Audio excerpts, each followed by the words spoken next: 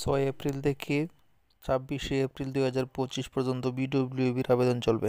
আমরা এই পর্যায়ে দেখতে যাচ্ছি যে একজন আবেদনকারী কিভাবে তার ইউনিয়নে, বিশেষ করে উদ্যোক্তা বা তথ্যাপার সাহায্যে আবেদনপত্র জমা দিতে পারেন। সেক্ষেত্রে আমি একটি ইউনিয়ন ইউজারের আইডিতে লগ ইন করে নিচ্ছি।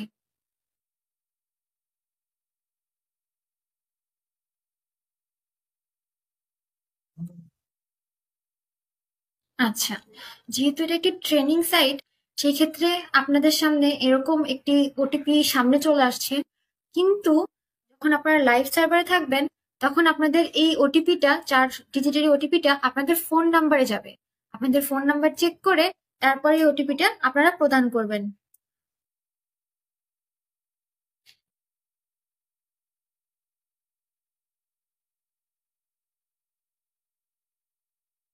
আমি সফলভাবে একজন ইউনিয়ন পরিষদ ব্যবহারকারীর আইডিতে প্রবেশ করেছি। অতঃপর আমি দেখাতে যাচ্ছি যে কিভাবে আমরা আবেদন করব।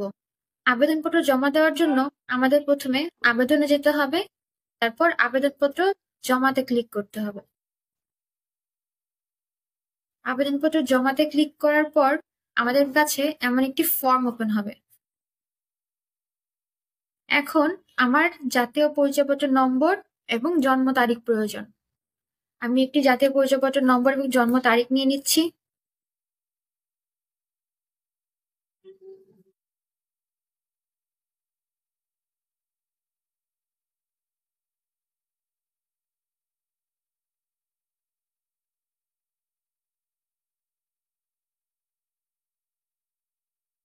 জাতীয় পরিচয়পত্র নম্বর এবং জন্ম তারিখ দিয়ে এখানে আমি জাতীয় পরিচয়পত্রের তথ্যতে ক্লিক করব। আচ্ছা, অতঃপর আমি দেখতে পাচ্ছি আমার সামনে তার জাতীয় পরিচয়পত্রের সাথে যেসব তথ্য সম্পর্ক রয়েছে সেগুলো অটোমেটিক্যালি পূরণ হয়ে যাবে। যেমন আমরা দেখতে পাচ্ছি এখানে তার নাম, তার পিতার নাম, তার মাতার নাম, এগুলো সব পূরণ হয়ে গিয়েছে। এখানে একটি নতুন সংযোজন এসেছে, সেটি হলো তার স্বামী অথবা তার অভিভাবক।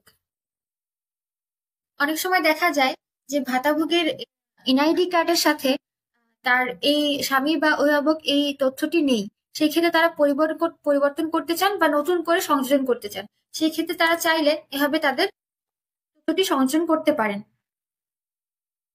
অতঃপর ধর্মটি অবশ্যই নির্বাচন করে নিতে হবে। এখানে আমার ব্যক্তিগত তথ্যের জায়গাটি শেষ। এবার আমি চলে যাব যোগাযোগের তথ্য, বর্তমান ঠিকানাতে।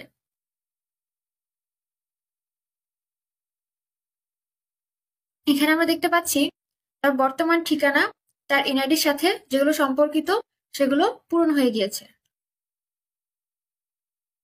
কিন্তু এখানে আমার ওয়ার্ড এবং গ্রাম, পাড়া এগুলো সিলেক্ট করতে হবে। আমি র্যান্ডমলি সিলেক্ট করে নিচ্ছি।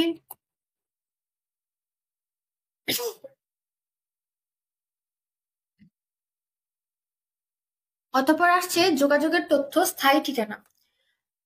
যদি কোনো ভাতাভোগীর যোগাযোগের তথ্য বর্তমান ঠিকানা, স্থায়ী ঠিকানার অনুরূপ হয়, তাহলে সেই ক্ষেত্রে আমরা এই বাটনটিতে ক্লিক করে নিব। তাহলে তার বর্তমান ঠিকানা ও স্থায়ী ঠিকানা স্বয়ংক্রিয়ভাবে পূরণ হয়ে যাবে।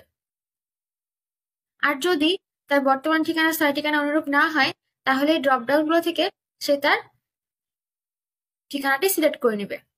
আমি ধরে নিচ্ছি তার বর্তমান ঠিকানা স্থায়ী ঠিকানার অনুরূপ।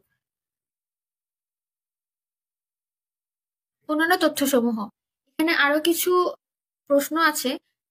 এর মধ্যে কিছু কিছু এমনও আছে যেগুলো কিনা আমাদের উপকারভোগী হওয়ার ক্ষেত্রে শর্ত। তো আমি এগুলো র্যান্ডমলি সিলেক্ট করে নিচ্ছি।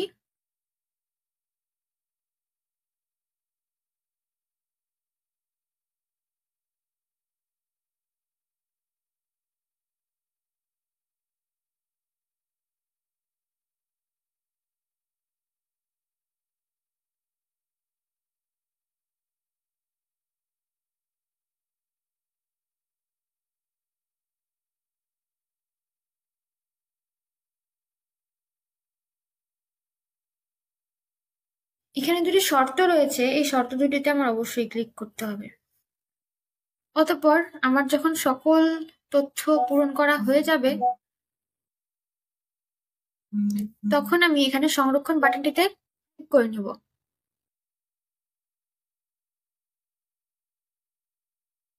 বাটনটিতে ক্লিক করার পর আমার কাছে এমন একটি নোটিফিকেশন আসবে যে আবেদনপত্র সঠিকভাবে সাবমিট করা হয়েছে, বন্ধ করুন।